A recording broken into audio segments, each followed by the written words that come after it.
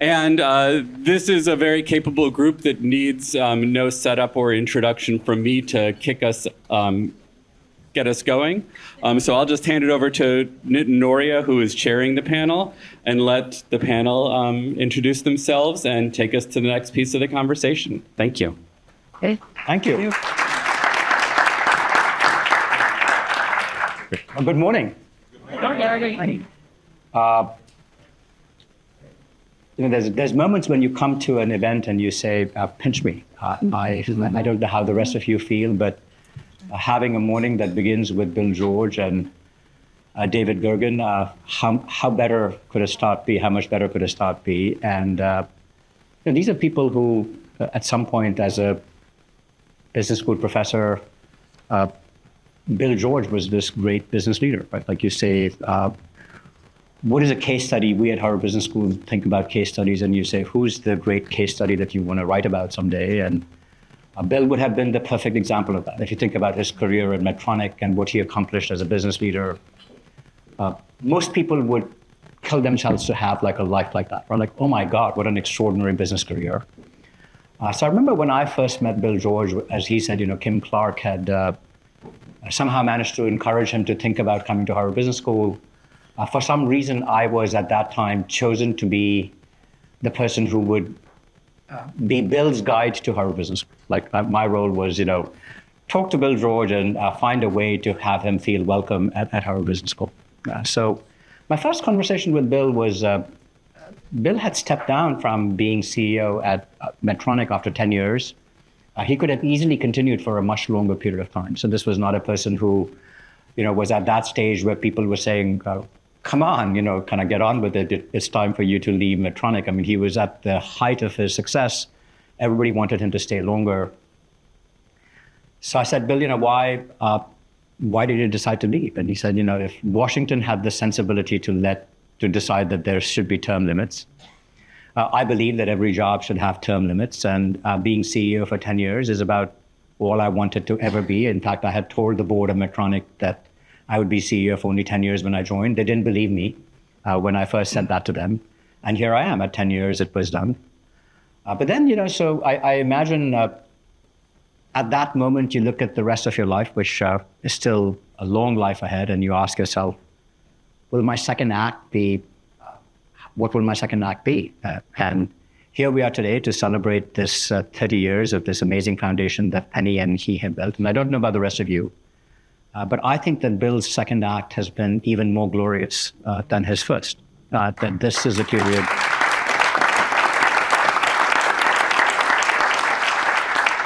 And I'll show you a little chart. So if you could show this little chart, which is my evidence of why Bill's second act has been so extraordinary. So this is just a trend line of how the word authentic leadership shows up in the academic literature. So this is, academics are late to everything. We're not meant to. We're not people who are quick to any idea. But whenever an idea has that curve, an exponential curve in academics, is a very rare thing. It's very unlikely to have an idea take that kind of success. This is better than any business chart. I've very rarely seen any economic or stock price chart that looks like that. So when you look at this, you got to say, oh my God, what an extraordinary success. And I remember when the idea of authentic leadership was first introduced by Bill through his book at Harvard Business School, most of my colleagues were not initial enthusiasts, let me just put it this way. But they have come, as you can see over time, to really embrace this idea. So in this panel, what you have is a group of people who have taken this idea and put it to practice, because I think the best celebration of an idea is not to cite it, but to make it your own life's work. And what we have on this panel are people who have in various ways embraced this idea, not just as an idea, but have actually put it into practice. So I'm going to start off and have the panelists each introduce themselves by talking about how they first came to this idea and what they have done with it. And I'll start with Dana. Dana, you have now been teaching about these ideas. You first came to them in your own leadership at the Air Force, but now at the Kennedy School, you've been teaching about them. Share with us a little bit about how you came to this idea and what has made you such so passionate about teaching it at the Kennedy School. Well, thank you for and I'm the pinch me moment is actually, I'm feeling the pinch. I hope all of you are as well. And I love given the Air Force background I have, the wind beneath our wings is just really speaks to me. And I have to say that this is a precious present moment, and that hockey stick you see there isn't easy. And so I came into authentic leadership and teaching authentic leadership and trying to live and lead authentically more every day. Because I showed up after 30 years service in the United States Air Force, took 1 week off, and then started at the Harvard Kennedy School, ill-advised, by the way. A pause is very important. And David Gergen welcomed me, and he's a veteran and someone who knew I was going to be like a little bit of a fish out of water, and embraced and was a little bit of wind beneath my wings, and said, you teach leadership. My career had been that. Why don't you go over and speak to this guy, Bill George, over in the business school? And so I think I had a 20-minute meeting that ended 2.5 hours later. And I was just, sign me up. But then realized that teaching authentic leadership means you have to really go into that vulnerability space. And after 30 years in the military, that was a hard journey, but I recognized how hard that is for the participants that I now get to teach. So in my military career, my last 11 years were at the Air Force Academy, leading the Department of Behavioral Sciences and Leadership. My PhD and background is in industrial organizational psychology, a little bit of experimental psychology. It tells you a little bit about me. I like numbers, and I like to figure things out. And we were trying to develop leaders of character as a mission of the Air Force Academy. We hadn't really defined it. We hadn't really planned intentionally how we did it. And we hadn't partnered with the other service academies to figure that out. So that's the mindset that I had. In my last 9 years, I was the academic dean. So we had to do that through the whole curriculum and accreditation. So I see nodding, and many of you know how that goes. So then I get to teaching authentic leadership. And in the first year or two I was there, I saw the value of it for me personally, but also for the students, and started teaching in a lot of executive programs, the Young Presidents Organization, Young Global Leaders. And I just saw it didn't matter what your age was. And I started teaching in Saudi Arabia and the UAE, all authentic leadership, helping people, who are you, why are you? And I saw the value, lives change, people saying, how impactful it was for them, not just for their leadership, but for their lives. And we had this article that came out that, first of all, for the military, challenged sending military people to leadership development programs at Ivy Leagues because they weren't able to show the evidence of what actually that money was going towards and what difference it was making. So we started a longitudinal leadership study and some intentionality with authentic leadership development to answer that question, to say, here's the bang for your buck. And then we had, this is that hockey stick, we had several of our colleagues in leadership who are big thinkers, people like Adam Grant and Abera and Jeff Pfeffer, and people we thought were colleagues saying this, fake it till you make it, and authenticity is bad advice, and transparency is, not good. And I thought, wow, this is not good. This is hard. Let's define, what do you mean by authenticity? Because maybe you don't define the same thing. Anyway, that chapter's done. I think we figured out those differences, but it hasn't been easy. And even today, we had an article come out in the Harvard Business Review in February last year, which shows the evidence of what we're finding. And you may remember the name of it. It was What Makes Leadership Development Programs Effective. And the evidence that we had there was through online, in-person, 2-day programs, 1-week programs, 4-week programs, executives, younger population. We found significance with a quasi-experimental design too. We had some causation there that we're helping people in well-being by this authentic leadership development approach, reducing stress, particularly those who have higher stress or high emotional variability. We found that it was also helping people in terms of developing a growth mindset, having more clarity of self, and also knowing their significant, distinctive, original purpose through working through the life story. So the evidence is there, and I'm really blessed to be able to work with Scott and Bill and others at 1440 and so many different places to continue to change lives and hopefully the world ultimately. So with that, I'm just really grateful. Thank you, Dina. It's great that you have brought your analytical capability to prove that this is not just an idea that you embrace because you like it, but it actually has an impact and it makes a real difference. So there's a lot of questions that I at some point we'll get into with each other, and but let's first get the whole panel introduced and a little bit of a sense of who everybody is. And Michael, I guess running a fraternity, I don't know what you think about running a fraternity, but that's the last job on the planet that I would ever want. Like, so the idea of having young men for whom there are many things that they think of at that stage in their life as when women are more happy to have bears than young men in their lives that they meet in forests, you just wonder that why would one take on a job like that? And then in that group to make authentic leadership at the core of the mission of a fraternity, that sounds like the tallest order of all. So, Michael, tell me, what inspired you to even consider that this is something that Sigma Chi would, that these fraternity members would take on, and tell us a little bit about that journey. Okay.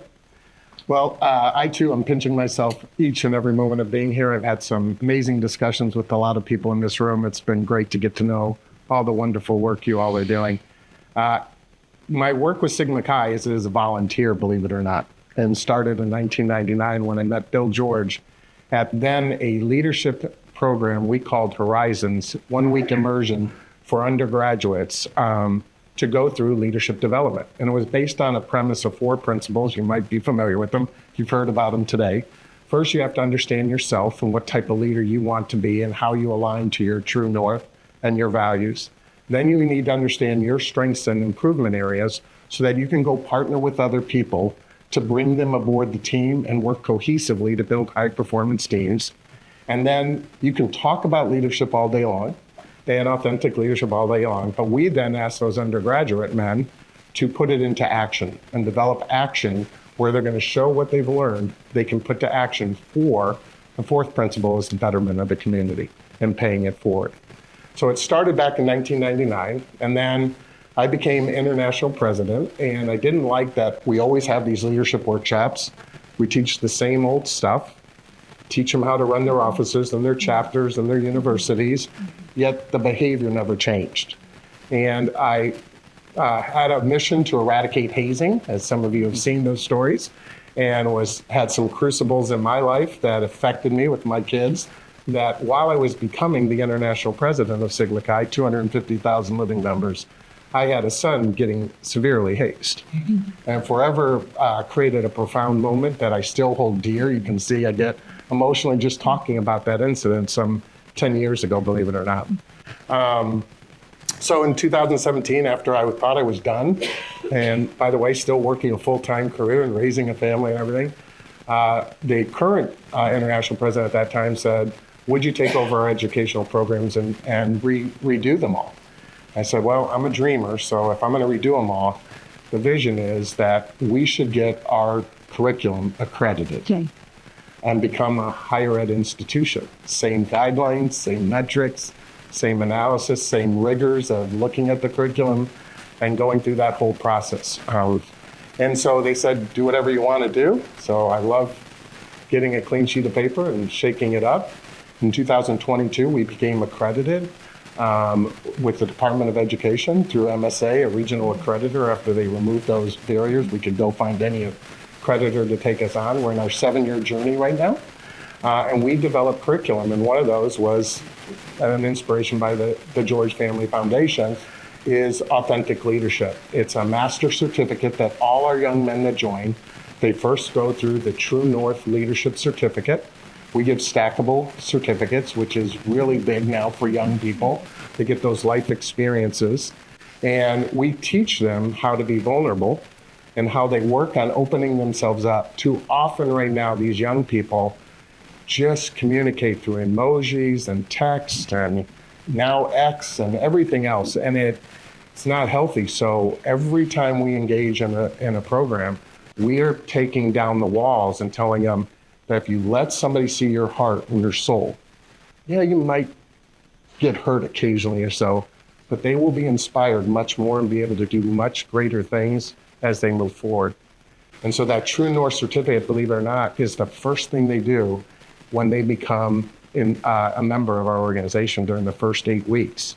And then they take that and start learning other certificates like value-based leadership. One of the things we've been able to do right now, we've given out 30,000 certificates in the last 4 years. Wow. So pretty incredible. We got about 4,500 new members a year, to put it in perspective. And we have seen a trend line in the sexual misconduct that occurs in college campuses, alcohol and substance abuse, as well as hazing, drop 50% each of the last 3 years. Down to 50%. So very grateful to be here with you all, and I'll leave it at that. That's science, right? That is the data. I mean, forget about statistical data. I'll take that. I'll take that statistic any day of the week. I mean, that's a pretty extraordinary example, and what a moving story as to what inspired you to do this. And I remember the power of these crucibles and how they shaped their life, and you're a living example of that. Mary Pat, I tried at Harvard Business School to see if we could make authentic leadership a required part of our curriculum, and even as dean, fails to do that. So I know how hard it is in academic institutions to make anything a part of the required curriculum. It's like you have to be God or something like that to be able to pull it off. So you're my kind of living manifestation of God here.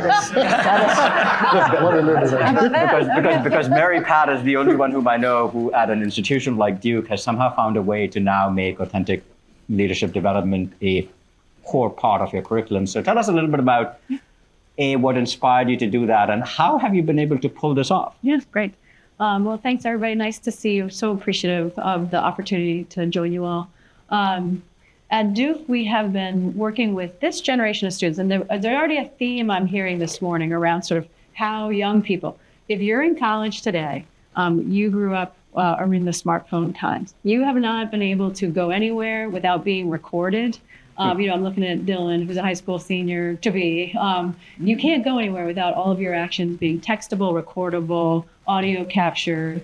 I'm a parent of two teenagers right now. My kids have grown up with me having a phone and my work always being in our house every night. And they also have the internet in their pocket, right? So if I'm 18 or 20 years old and they hear one of us say, offer a hockey stick chart and say something about data, they can go check that data while we're talking, right? And they're very facile at doing that. And I think over time, I've worked in many institutions and watching young people get more and more connected to what's the reason young people like authentic leadership and use the word transparency and a seat at the table a lot is because that sort of download process of information is happening so rapidly for them. They have access to information. They have access to all the data and all the charts. They read the articles. They don't just read the TikTok, or they don't just watch the TikTok. At least, certainly at Duke and the other places I've been, students are well informed. They do their homework. So we have been talking about authentic leadership in several different ways, and experiential leadership at Duke. Both of those matter quite a bit to us. All of our first-year students for the past 2 years have come in, and rather than having a traditional college orientation where everybody sort of sits in an auditorium and hears a bunch of people talk about Duke, they already see that stuff in the summer. They watch it on video in the summer. They catch up on a sort of real-time chart. And then they actually work on a project together for the first 5 days that they're at Duke. And they have a chance to just come in together in common purpose. Helps with discourse, helps with coming from all different socioeconomic, racial, and national backgrounds. It gives them a chance to really connect.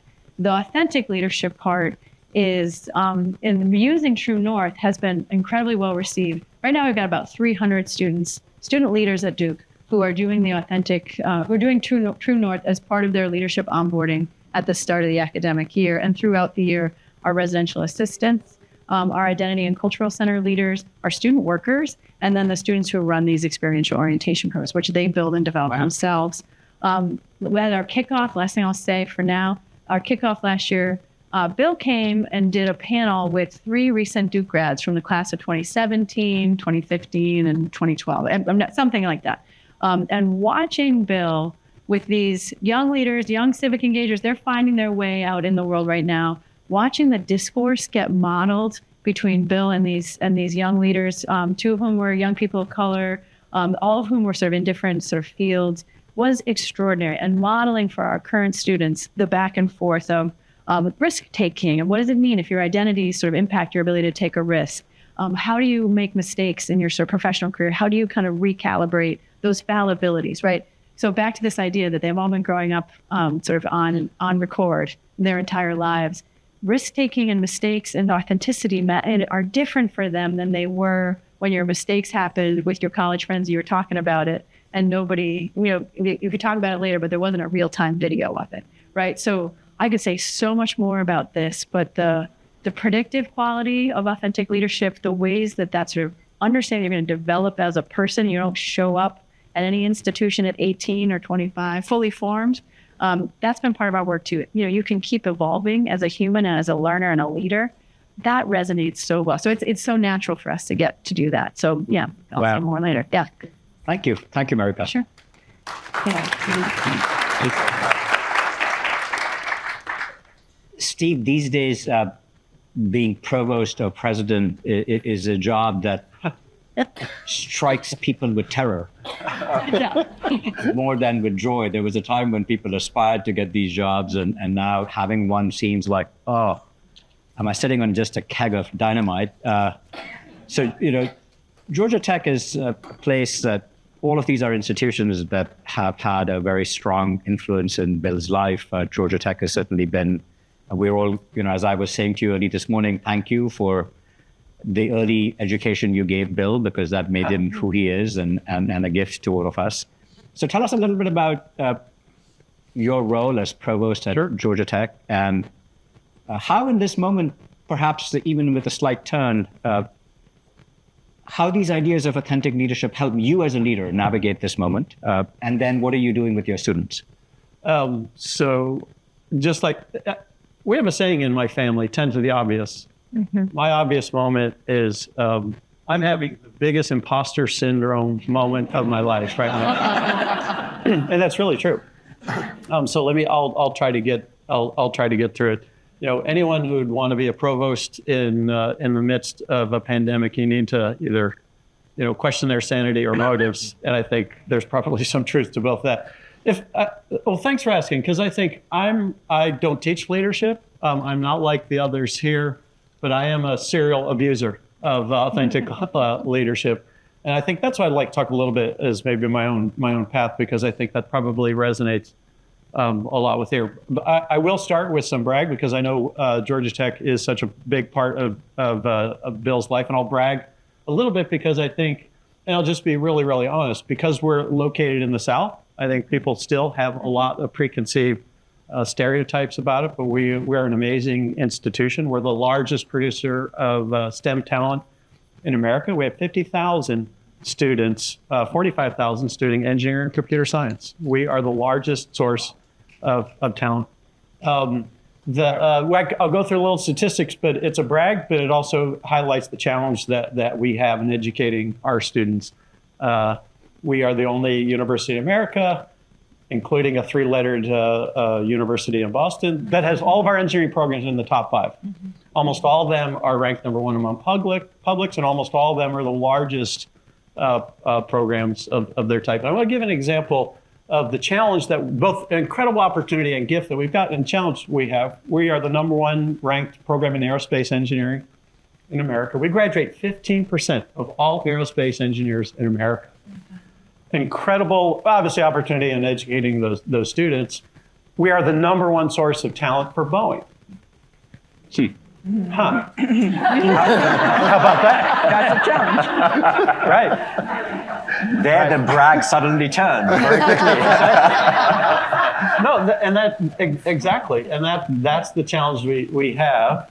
I was really, really lucky to lead I've led 5 strategic planning efforts at Georgia Tech, including our most recent, and we have a mission statement. We develop leaders who advance technology and improve the human condition, and we want to do all of those, and that's where the kind of the leadership piece obviously is incredibly important to us. So that kind of frames up, obviously a lot of brag, but incredible opportunity, incredible challenge, incredible responsibility for what we do. Kind of leading to, I would say I had a series of minor and major crucible moments that really was, in retrospect, a search for something, and I found authentic leadership. I think through that. I'll just kind of touch a little bit on some of them.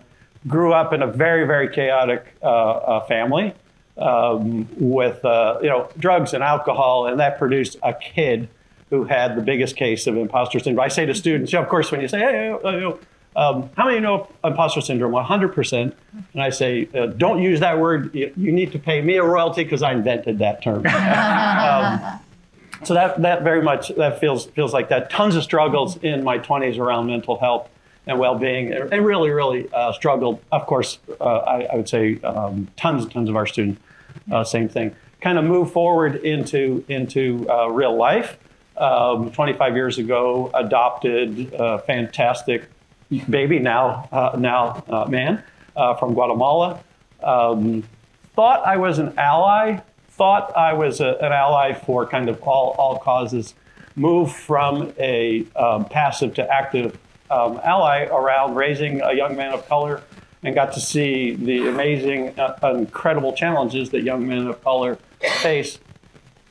He grew up in the most privileged environment you can imagine, and how he's treated simply because of the color of his skin. Like, here I was, a person of enormous privilege, and got to see that. So started to kind of think about how to bring all that to life. I was dean of engineering 7 years ago, and on my third day, two things happened.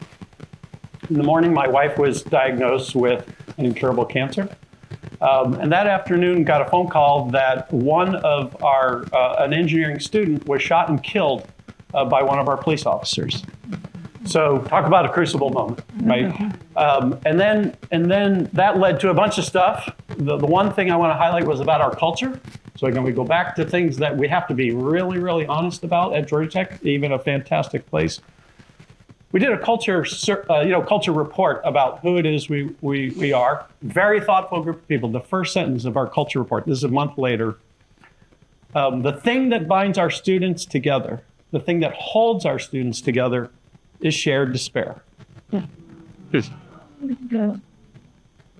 So as I started to tell that story, so as dean of engineering, I started to go out and just talk about mental health, talk about well-being, talk about our students, talk about our experience, talk about our culture from the really first time. Half of the audience did what you did. The other half of the audience laughed.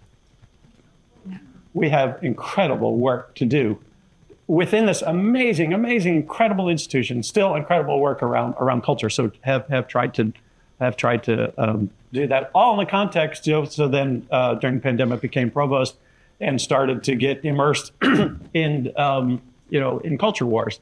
So I think almost all this led to these crucible moments came together to kind of bring both the authenticity of myself and bring the authenticity to the role. And I think Bill and I talked a little bit about it. I think it's okay. There's a couple of my colleagues that either will validate or refute. They're here.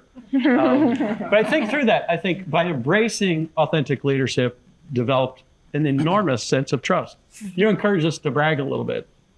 I think I have the trust of the community. And I think it's all through authentic leadership. I'm incredibly grateful to Bill, because I think it wasn't until 7 years ago that journey was kind of leading up to it, but I found it and kind of bring it to life and use it every day. I think the last thing I'll say is, what's it like to lead an institution in the South in the midst of culture wars? I think at the end of the day, authentic leadership really it's about meeting people where they are, plain and simple, problem solving, tending to the obvious, and realizing that people with dramatically different beliefs, values that we work with every single day, meeting people where they are, we work it out.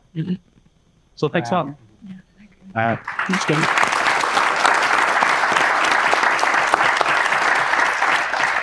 Thank you, Steve, for modeling what authentic leadership is all about and expressing, as you did, the vulnerabilities and your own crucible moments that led you to embrace this idea. Scott, tell us your story. I mean, as you can see through this panel, one of the beauties of this panel was it was constructed to show that this is an idea that has power in people's lives at almost any stage in their lives, from the earliest moments when people are coming into adulthood, which is what you see with Michael and with Mary Pat, but to people who are then in, me, graduate school, and Scott is doing work with people who are at very, very different stages and, the most advanced stages of leadership. So Scott, tell us a little bit about what you do, how you came to this idea, and share with us some of your work? Sure. Well, first, let me say there's a reason that I'm in this seat speaking last. And it's because, as opposed to having sat with 4 presidents in the Oval Office or been in institutions like Harvard or the Air Force Academy or Duke or Georgia Tech, I went to Merritt Junior College for 2 years.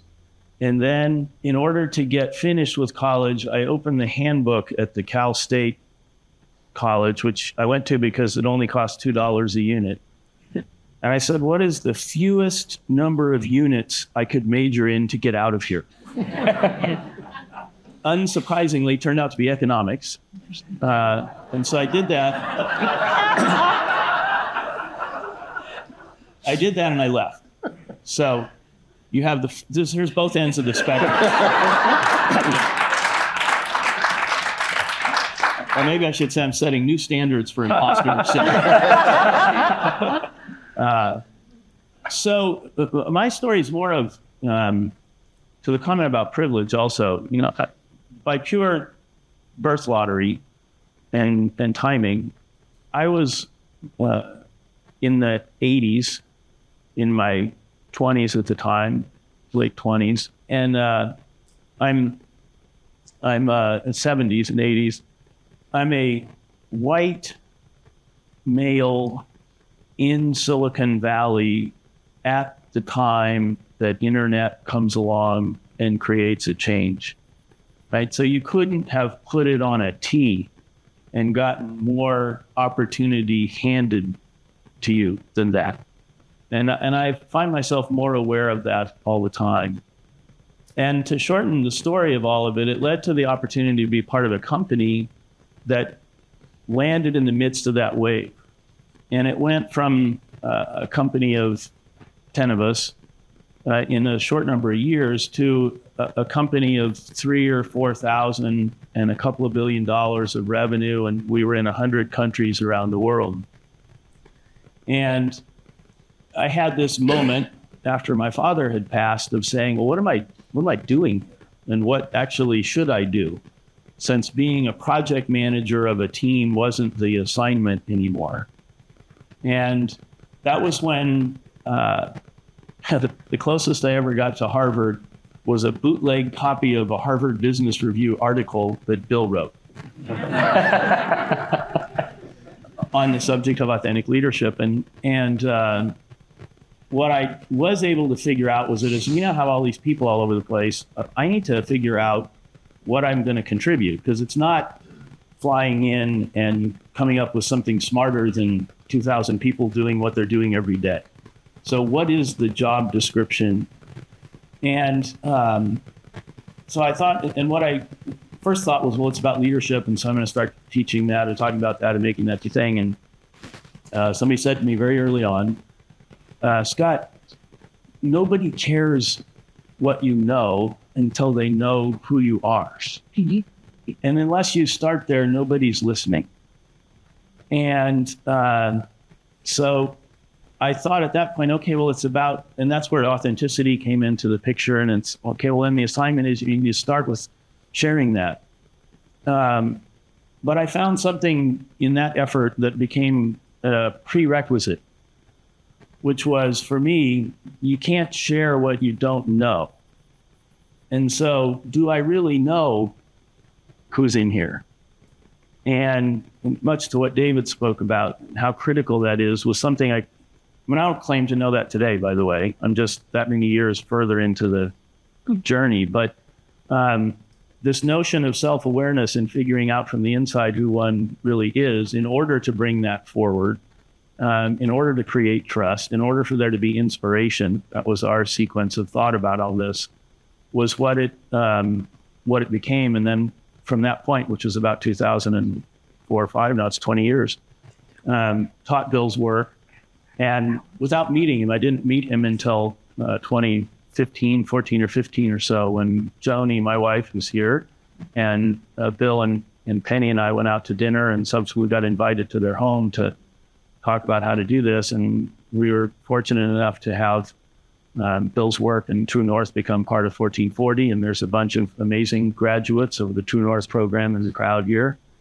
And when I left the work world every day, it was about on the same belief of Bill's that there's a time frame where it's time for new people to be at the helm. And that's when we started the 1440 Foundation, which is named for the number of minutes in a day.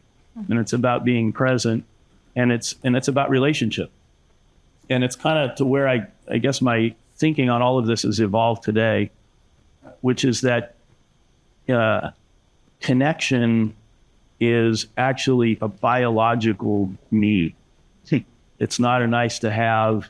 It's not something that you get by with or without. It's something that we have and we flourish, or we don't have and we do whatever it takes to get it.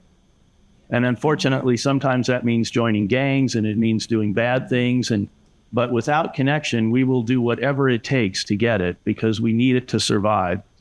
Whoever designed this thing we walk around in programmed us for survival.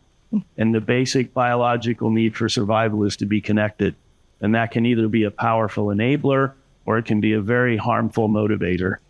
And this work and what this room and what this group and what's represented by the legacy that is being written and that so many of you are modeling is what motivates us at 1440 as a foundation, which is really based on one very simple mission of Joni's creation, which is creating hope for living well.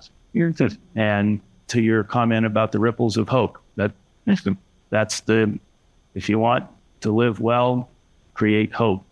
If you want there to be hope, it comes from within a relationship. And that might be with self, and it might be with partner, and it might be with family, and it might be with nature. There's nobody, the definition of it is up to each of us. But relationships create hope, create opportunities to live well, and opportunities when you're totally unqualified to sit at a panel with people like this. That tremendous humility aside, Scott, tell us a little bit about what the 1440 does in terms of the people you touch and just the scope and scale of the work that you do. It's really built with, at 1440, we call it multiversity. And the reason we use that term, one of the reasons, is because we think of it as multiple doors into the same room. So what takes one into the room of relationship development? And it's a function for relationships to thrive and flourish, in our opinion, they require intimacy. And intimacy requires vulnerability, and vulnerability requires safety. And so what we try and create at 1440 is a safe container that allows people to be vulnerable with one another, and they take it from there. And in a way, probably as many the graduates here of True North would say, you know, Bill or Dana, myself might stand up and deliver our respective wisdom about something. The power and the bonding of the course happens in the circles that people gather in to build the intimate connections and the sharing of the crucible moments and so forth with one another. So that's the basic framework of what we do. And we do that for doctors and nurses who are dealing with burnout and trauma and stress. And we create programs that allow them to come together and say, you know, it's okay to need help. I know there's Jeanette, John, others in here, doctors will tell you, or I'll give you this, my opinion on this. The worst care receivers in the world are caregivers. You're so dedicated to the care that you give, and it's so hard to get you to stop and receive it. And so that's an example of kind of things that we do, but it's really around the same mission, which is create connection, build relationships, and re-establish hope. It's wonderful. Mm-hmm. So I'm going to run a little experiment. What I too have learned from teaching, and I had the great privilege of being introduced to teaching authentic leadership development at Harvard Business School with Bill. He was the first Lone Ranger who went out and built this course when nobody thought it could be done, totally broke all the rules of Harvard Business School in terms of how these courses could be done. And what was striking is that my first experience teaching it is what many of you shared, which is this word that how much young people feel anxious about expressing their own vulnerabilities. Mm-hmm. it's just a moment in which they feel like you have to present yourself as perfect. And if you're at Harvard Business School, all of you talk about the imposter syndrome. Everybody who comes there, in some ways, you might think that they're masters of the universe, but they're hiding underneath that some level of insecurity of their own. And so authentic leadership development was probably the first time that my students at some point would say, it's the first time that I was ever courageous enough to be vulnerable. And that vulnerability actually enabled me to have greater strength. So I'm going to ask you each at your tables to just have a very short 5-minute conversation, like a buzz group of sorts, in which you can share your own crucible, your own journey, anything that is your own vulnerability that gets you to be here and to be excited about these ideas. So take 5 minutes and do that. And then hopefully that will generate some questions that you might want to ask of your panel. So rather than me try to moderate this panel, I'm going to let you ask questions of this panel as a result of that. Very clever. So what questions have come to your mind, or what would you like to ask our panel? We'll start there, and I'm sure the panel will have questions of each other. So I want to really make this now a discussion. So who wants to get us started? I can cold call as well. I'm very good at that. So when people push back on the idea of authentic leadership, what's the push? What's the argument that is made? I can take one first stab at that, if that's okay. Yes, of course. So this is just my interpretation, but the way that I read, because let's just take Ibarra's article that says, authenticity paradox, fake it till you make it. I just saw the title and I had a visceral reaction to fake because it's so different than authenticity. And when I read the article, I was like, I really liked what was in the article, but the title maybe should have been stretched till you get there, right? I resonate with imposter syndrome because we always think about, especially, and I hate to say it, but women, if you're only 30%, qualified for a job, you don't apply. But there's data that shows that there's a gender difference. I think that when I look at what the problem was, it was a definition about what authenticity is. And authenticity isn't just a total open book, Adam Grant put this in writing, which is what fired us up to write back about it. And Bill's got this published, like this is the end of the argument. But he said, I'm a married man. I have, a laboratory. And let's just say I have somebody in my lab that I think is very attractive. And if I say, I think you're attractive, I want to go to bed with you, that's bad advice. It's like, of course, that is terrible advice.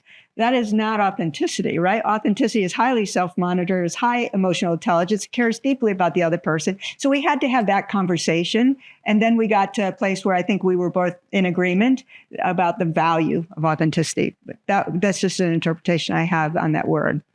Yeah, but what did you, have others of you faced pushback and in introducing this idea? And what have been the kinds of challenges that you've had to overcome to move forward with the work that you've all done so well? Maybe it's an answer to a slightly different question. We were talking earlier, actually, when we were prepping. I have a twin brother. He says we come from a long line of crying McLaughlin men, and that's happened, in particularly during COVID, all these kinds of things showing up and really, really emotions pouring out. As I came into this role, there's a search consultant that kind of brings me into, and like literally a week before I came into the role, the consultant was the one who had the guts to say to me, that's wonderful for you. That's wonderful that you can bring that as a strength. Women don't have that luxury, right? And that has had, what's authenticity, right? And kind of my privilege around being able to use certain versions of authenticity. I need to keep that in check because others don't have that luxury. And the other thing I would say, the short answer to your question, the reason underneath the reason is fear. Yeah. Just afraid of it. I would say, working with young men, and now we're working with young women and all organizations, what has been the norm in fraternity and sorority life isn't working. All due respect to the higher ed institutions. When you heard I was from Sigma Chi, you would say, what is a fraternity person going to teach us about authentic leadership? And you see all the stories. So it's survival, right? It's not working the way they've done it for all those years. And it's about getting them to open up. And so when you're working with young people, You yourself have to be able to be transparent, be vulnerable, and let them challenge you so that they can open up. By the way, I'm a big believer. These young students today, from high school, junior high, they have more crucibles going on in their life than ever before. And in a volunteer role, after I left Sigma Chi, became chairman of the NIC, which is 70 fraternities. So now you know how crazy I am, right?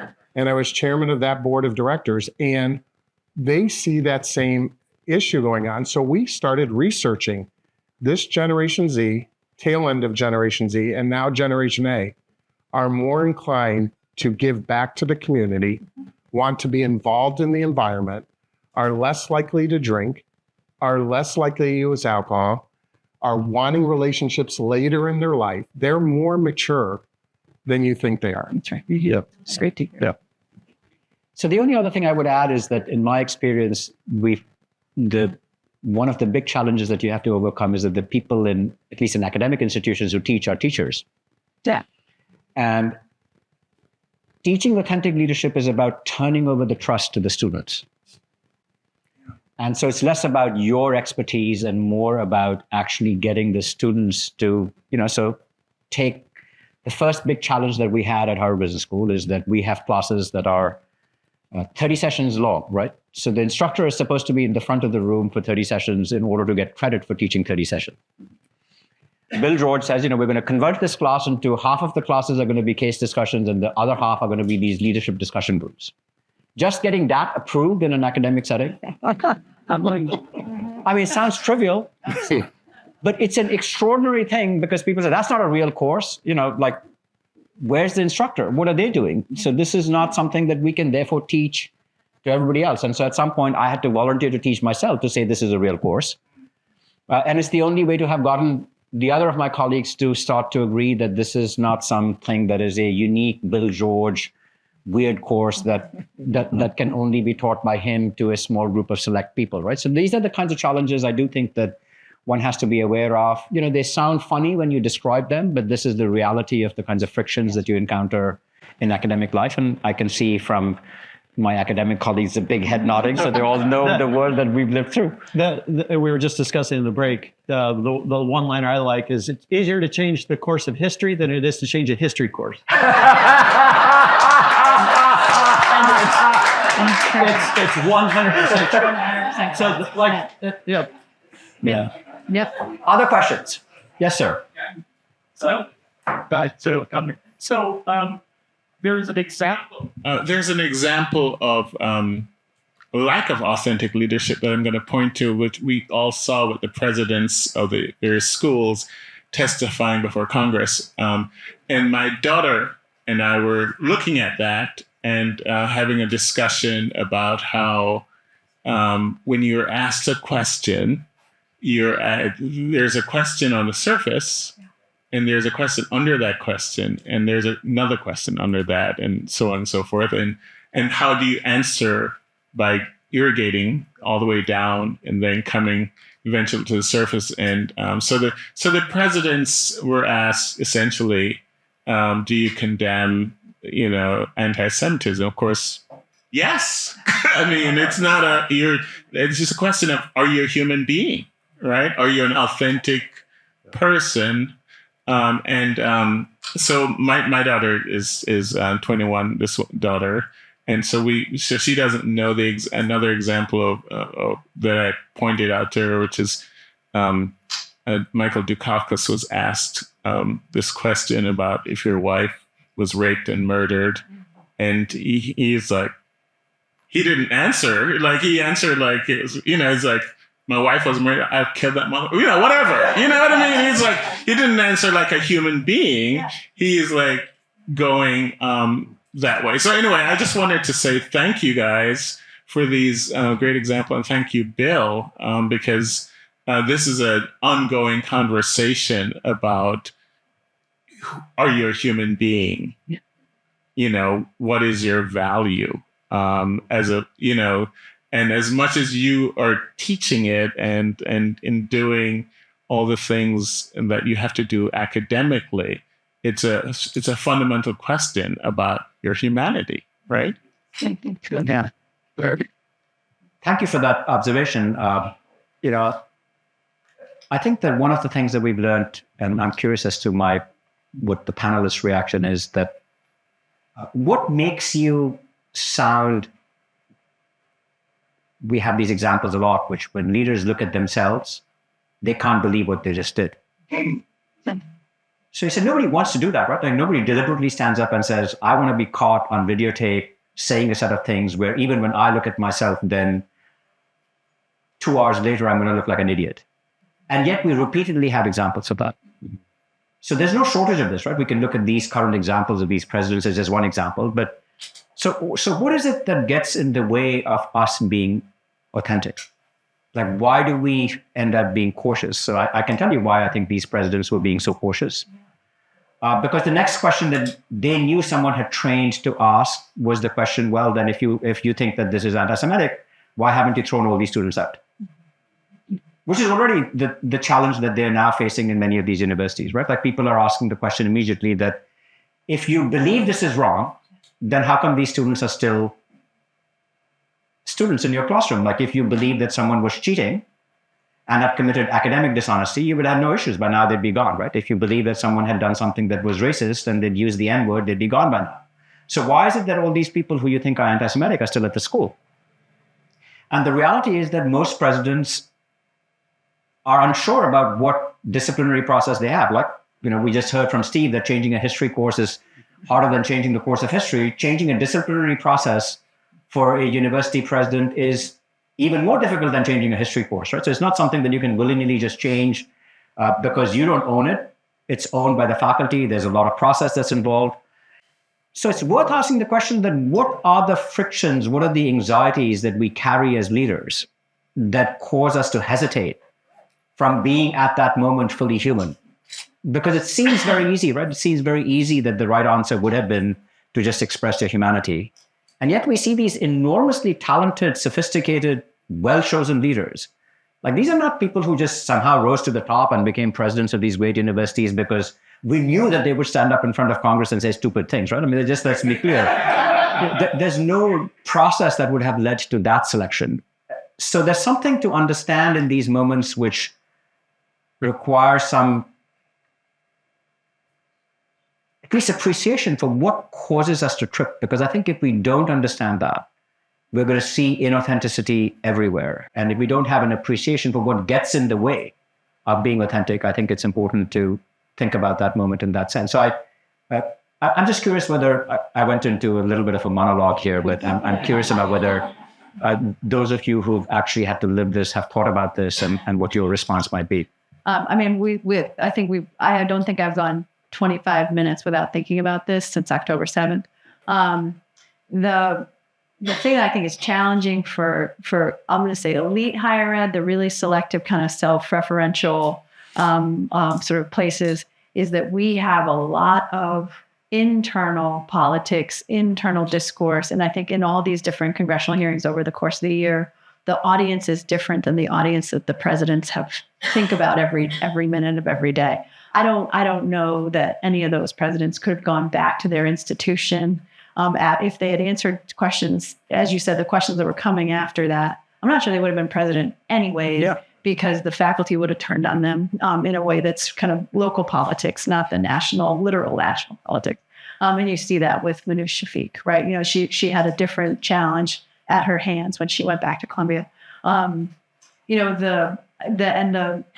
just say that kind of back to this theme of generations and authenticity. If you're the president of a place like Harvard or Penn or MIT, you have your student population. And again, back to this idea of how they think, what they think of. You've seen all the Pew data around, what the sort of under 30-year-old population thinks about Israel and Gaza versus what people who are over 30 think about Israel and Gaza, which is people over.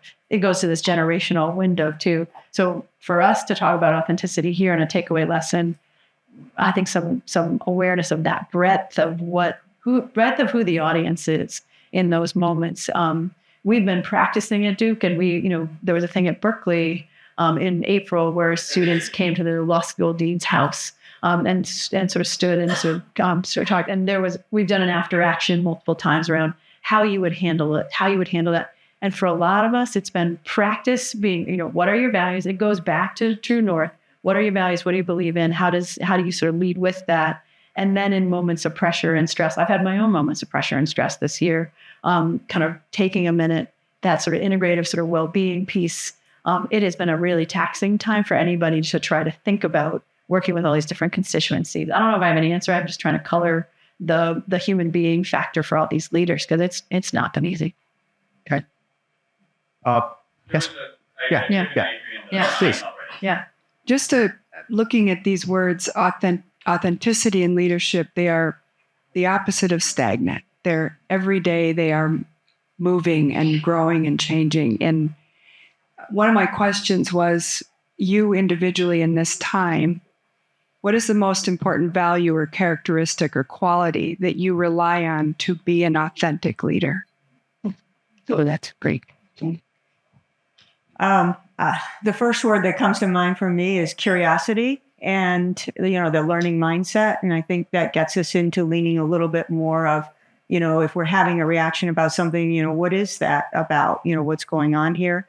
The growth mindset. And I feel like I haven't been very vulnerable on that. But one of the things that really generated in me a love of this pedagogy. And I'm actually going to ask a question first, because you all had a chance to do some of this where you were sharing something harder to share at your tables. When you did that, did your heart rate go up just a little bit? That's not just a safe space, but that's getting into courageous space, which I think you heard Nitin talk about. So by a thumb, did the trust in the people at your table, given trust is like a really a shortage right now, but did trust go down when people shared with you something hard to share? Did it stay the same or did it go up? It's amazing. And so, it's kind of like this hero's journey, but I would say the quality is curiosity. And I had a learning disability that was so severe when I was born that I was in a class for the mentally retarded when I started school. So here I am, a Harvard professor who was a dean of the Air Force Academy. It was like, it's like, talk about imposter syndrome. I got you beat. Notice that even imposters compete with each other.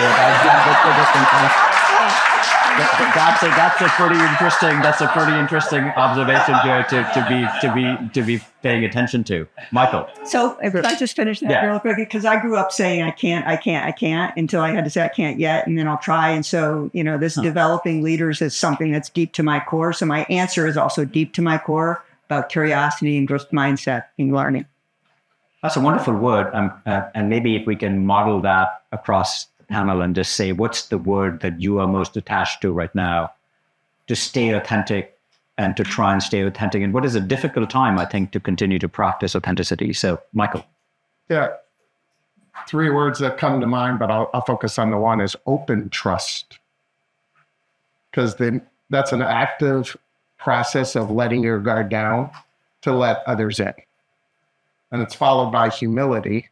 I can beat all these people with imposter syndrome, right? I go around saying I graduated from Illinois Wesleyan, the Harvard of the Midwest. And then finally, compassion, so that you can raise people up. You're not climbing the ladder yourself. You're holding the ladder for others to go up. The 2 words that are competing for me in my head are grace and humor. And the grace for yourself, grace for other people, trying to sort of think about who's the person behind the story. And then I think humor has been an essential. I have thoughts on lots of different pieces of what we're talking about now, just around keeping that continuously laughter, humor. Steve? Mine are not so much the words that the others were expressing. I don't know if you noticed what I did.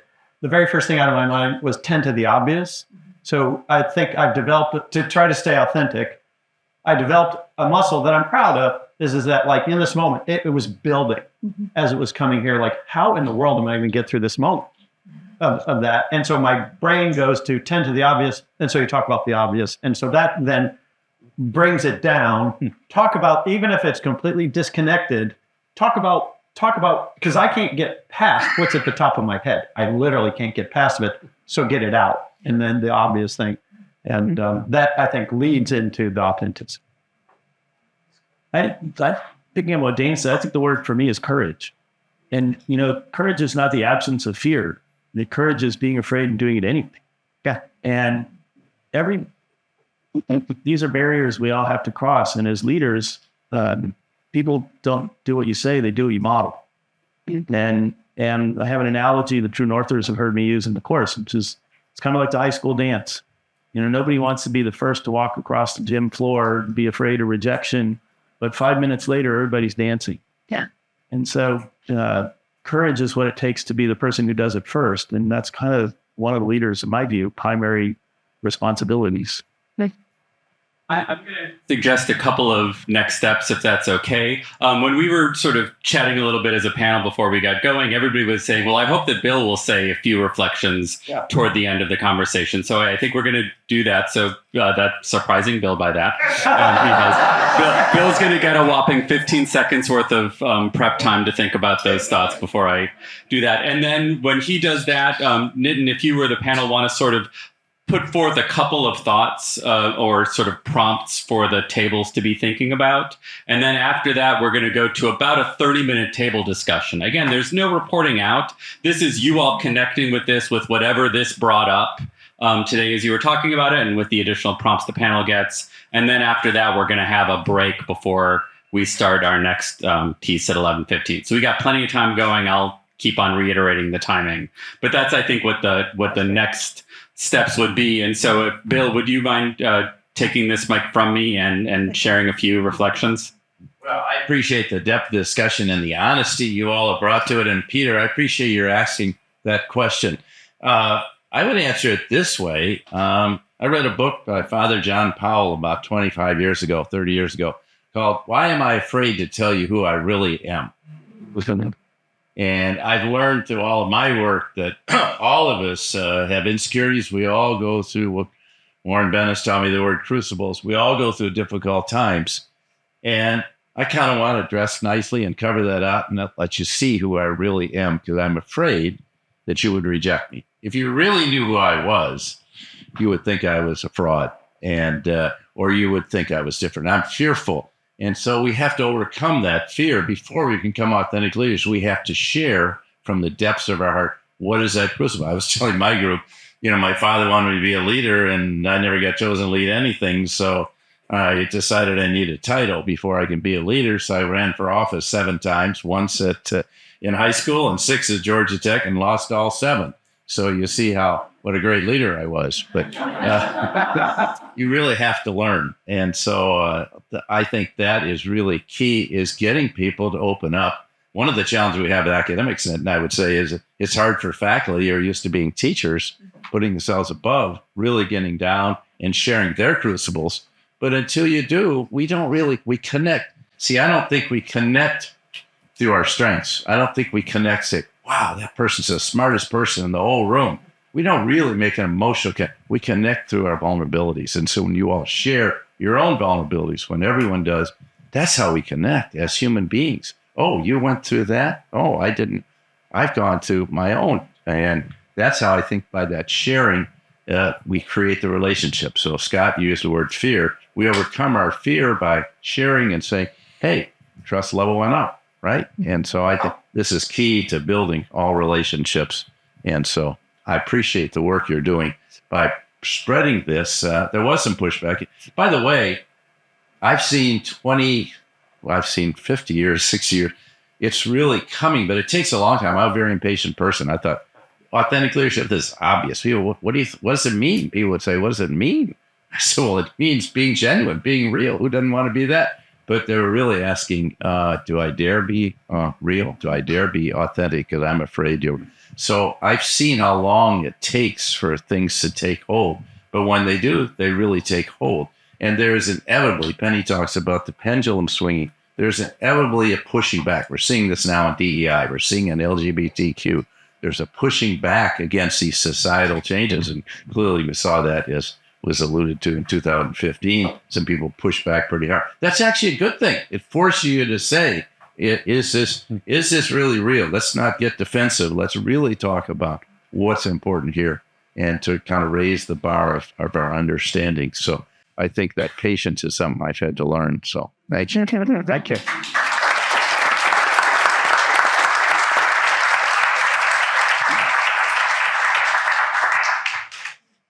So one thing I learned from Bill George is that these groups are, and including our students, are just much too sophisticated for us to frame conversations for them. So I'm not going to force our panel to say, let me give you the questions to think about. You have your own questions to think about.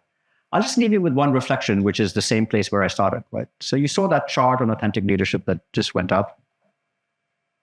So the question, at least, that I have pondered as I looked at that chart was, what were the circumstances that have caused this to occur? Like, why is there something that went on in the world that has allowed authentic leadership to go up? And then, as David Gergen was speaking this morning, we're living through a very complicated moment, right? Like where the opposite kind of leadership seems to be rising to the fore again.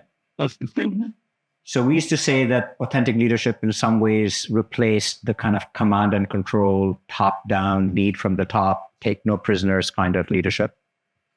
And yet politically all around the world, there's a certain kind of muscular leadership that seems to be gaining ascendance at the same time. So are there forces underneath this that are pulling us towards a different kind of leadership again? And how do we make sure that those of us who believe that this is a good way to lead can continue to keep this work moving forward while there seem to be other pressures and tensions in the world at the same time? So if that proves to be a question that's of some value to the groups, then maybe you should think about it. Otherwise, I trust each of you much more than I trust us to come up with the right questions to have your own discussion. But I'd be remiss if I just didn't say to this panel, thank you all very much for sharing this moment with me. It's one of the real gifts of life to have this opportunity to be on the stage with you at a moment like this. And I'm truly grateful to Penny and Bill for having created this community, which gave us this opportunity, and for creating the space and the support for this work to go on. In many ways, both through your ideas, through your support, and Bill often stands up and gets all of this credit, but I know that there's Penny who is in her own way.